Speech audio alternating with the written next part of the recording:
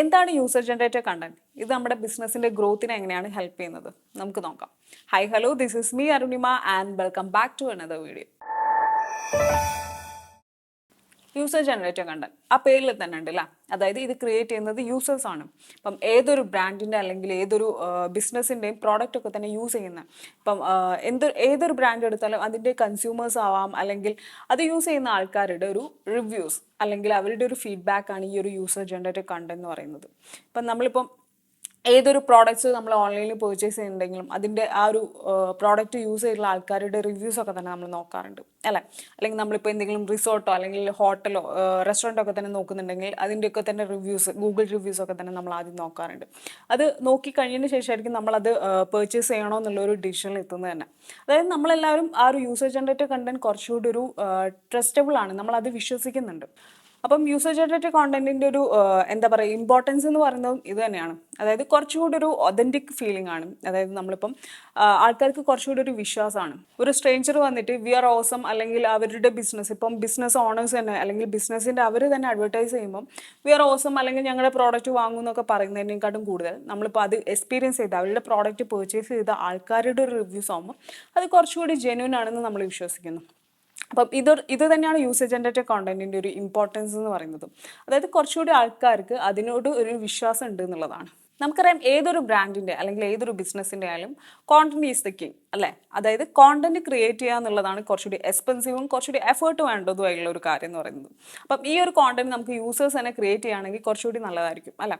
അപ്പം ഈ ഒരു യൂസർ ജനറേറ്റഡ് കോണ്ടന്റ്, അതായത് നമ്മുടെ യൂസേഴ്സിൻ്റെ റിവ്യൂസും കാര്യങ്ങളൊക്കെ തന്നെ ഇപ്പം നമുക്ക് പല ബ്രാൻഡിൻ്റെ ഒക്കെ തന്നെ ഇൻസ്റ്റഗ്രാം പ്രൊഫൈൽസും കാര്യങ്ങളൊക്കെ സോഷ്യൽ മീഡിയ പ്രൊഫൈൽസ് ചെക്ക് ചെയ്താൽ അറിയാൻ പറ്റും. ഇപ്പം ഗോപ്രോ അല്ലെങ്കിൽ ആപ്പിൾ ഇതിൻ്റെയൊക്കെ തന്നെ ഇൻസ്റ്റഗ്രാം പ്രൊഫൈൽ നോക്കുകയാണെങ്കിൽ കൂടുതലും യൂസർ ജനറേറ്റഡ് കോണ്ടന്റ് ആയിരിക്കും. അതായത് അവരുടെ യൂസേഴ്സ് യൂസ് ചെയ്തിട്ടുള്ള അല്ലെങ്കിൽ അവരുടെ പ്രോഡക്റ്റ് വെച്ചിട്ട് അവരുടെ യൂസേഴ്സ് എടുത്തിട്ടുള്ള ഫോട്ടോസുകളും വീഡിയോസുകളൊക്കെ തന്നെയായിരിക്കും കൂടുതലും ഇവർ കോണ്ടന്റായി യൂസ് ചെയ്തിട്ടുള്ളത്. നിങ്ങൾക്ക് തന്നെ നോക്കിയാൽ അത് അറിയാൻ പറ്റും. സോ ഇങ്ങനത്തെ യൂസർ ജനറേറ്റഡ് കോണ്ടന്റുകൾ യൂസ് ചെയ്യുമ്പം ബ്രാൻഡുകൾ ചെയ്യുന്നത് എന്താണെന്ന് വെച്ചാൽ, ഇപ്പം ആപ്പിളിൻ്റെ കാര്യം പറഞ്ഞു, അവരുടെ ഒരു ഐഫോൺ വെച്ചിട്ട് എടുത്തിട്ടുള്ള അവരുടെ യൂസേഴ്സ് അവരുടെ ആ ഫോൺ വെച്ചിട്ട് എടുത്തിട്ടുള്ള ഫോട്ടോസൊക്കെ തന്നെ അവർ റീപോസ്റ്റ് ചെയ്യാറുണ്ട്, അവരുടെ ഇൻസ്റ്റഗ്രാം പ്രൊഫൈലിൽ റീപോസ്റ്റ് ചെയ്യാറുണ്ട്. സോ അങ്ങനെ റീപോസ്റ്റ് ചെയ്യുമ്പം അവരുടെ ഡിസ്ക്രിപ്ഷനിൽ നോക്കിയാൽ അറിയാൻ പറ്റും അത് പോസ്റ്റ് ചെയ്തിട്ടുള്ള ആളെ കൂടി അവർ മെൻഷൻ ചെയ്യാറുണ്ട്.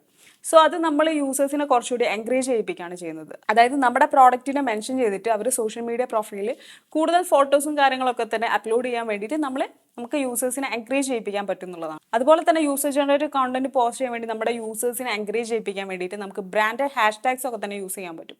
ഈ ഒരു ബ്രാൻഡഡ് ഹാഷ്ടാഗ് യൂസ് ചെയ്തിട്ട് പോസ്റ്റ് ചെയ്യുക, ഇത് വെച്ചിട്ട് കുറേ ക്യാമ്പയിൻസ് ഒക്കെ തന്നെ ചില ബ്രാൻഡുകൾ റൺ ചെയ്യാറുണ്ട്. സോ ഈ ഒരു യൂസർ ജനറേറ്റഡ് കണ്ടന്റ് ഒരു ബ്രാൻഡിനൊരു ഹ്യൂമനൈസ് ഫീൽ നൽകുന്നു എന്നുള്ളതാണ്.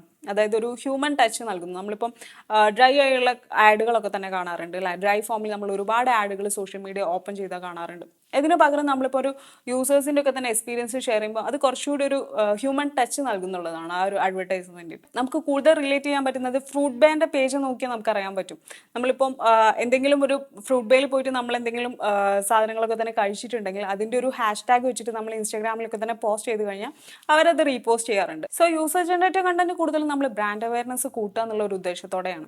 അതായത് നമ്മളെ ബ്രാൻഡ് കുറച്ചുകൂടി ആൾക്കാരിലേക്ക് എത്തുന്നു എന്നുള്ളതാണ്. കുറച്ചുകൂടി ഒരു എക്സ്പോഷർ നമ്മുടെ ബ്രാൻഡിന് കിട്ടുന്നു. ഇതിനു വേണ്ടിയിട്ട് പല കമ്പനികളും ഇപ്പം പെയ്ഡ് ആയിട്ടുള്ള ഇൻഫ്ലുവൻസേഴ്സിനെ വെച്ചിട്ടും ഇതുപോലെ യൂസർ ജനറേറ്റഡ് കോണ്ടന്റ് ക്രിയേറ്റ് ചെയ്യാറുണ്ട്. ഇപ്പം നമുക്കറിയാൻ പറ്റും, നമ്മളിപ്പം ഡെയിലി കാണുന്ന യൂട്യൂബേഴ്സ് അല്ലെങ്കിൽ മൈക്രോ ഇൻഫ്ലുവൻസേഴ്സ് ഒക്കെ തന്നെ ഇൻസ്റ്റാഗ്രാമിലും അല്ലെങ്കിൽ യൂട്യൂബിലും ഇതിലൊക്കെ ഒരുപാടുണ്ടല്ല. അപ്പോൾ ഇവരൊക്കെ വന്നിട്ട് നമ്മുടെ മുമ്പിൽ വന്നിട്ട് ഇപ്പം കൂടുതലും നമ്മൾ കണ്ടിട്ടുണ്ടാവുക ബ്യൂട്ടി പ്രോഡക്ട്സ് അല്ലെങ്കിൽ കോസ്മെറ്റിക്സ് ഒക്കെ ആയിരിക്കും. ഇതുപോലെ ഇവരൊക്കെ നമ്മുടെ മുന്നിൽ വന്നിട്ട് ഈ ഒരു കോസ്മെറ്റിക്സിൻ്റെ അല്ലെങ്കിൽ എന്തെങ്കിലും ഒരു പ്രോഡക്റ്റിൻ്റെ ഒക്കെ തന്നെ റിവ്യൂസ് ഷെയർ ചെയ്യുമ്പോൾ അതിന് ആ ഒരു ബ്രാൻഡിന് കുറച്ചുകൂടി എക്സ്പോഷർ കിട്ടും. അപ്പം അതായത് അവർക്കൊരു വലിയ ഫാൻ ബേസ് ഉണ്ടാവും. ആ ഫാൻ ബേസിലുള്ള ആൾക്കാരൊക്കെ തന്നെ ഈ ഒരു അവർ ഷെയർ ചെയ്യുന്ന റിവ്യൂസ് കാണും. അതിലൂടെ കൂടുതൽ ആൾക്കാരിലേക്ക് ആ ഒരു പ്രോഡക്റ്റ് എത്തുന്നു എന്നുള്ളതാണ്. സോ എന്താണ് യൂസർ ജനറേറ്റഡ് കണ്ടന്റ്, അതിൻ്റെ ഒരു ഇമ്പോർട്ടൻസ് എന്താണെന്നുള്ളത് നിങ്ങൾക്ക് ഈ ഒരു വീഡിയോയിലൂടെ മനസ്സിലായെന്ന് വിചാരിക്കുന്നു. യൂസർ ജനറേറ്റഡ് കണ്ടന്റ് വളരെ വൈസായുള്ള രീതിയിൽ നമ്മൾ യൂസ് ചെയ്ത് കഴിഞ്ഞാൽ നമ്മുടെ ബ്രാൻഡിൻ്റെ നമ്മൾ ഉദ്ദേശിച്ച ഒരു കാര്യം കൂടുതലും നമുക്ക് യൂസേഴ്സിലേക്ക് അല്ലെങ്കിൽ നമ്മുടെ ഒരു ഓഡിയൻസിലേക്ക് എത്തിക്കാൻ നമുക്ക് പറ്റും എന്നുള്ളതാണ്. സോ ഇന്നത്തെ വീഡിയോ ഇവിടെ എൻഡ് ചെയ്യാണ്. അടുത്തൊരു വീഡിയോയിൽ കാണുന്നത് വരെ ബൈ.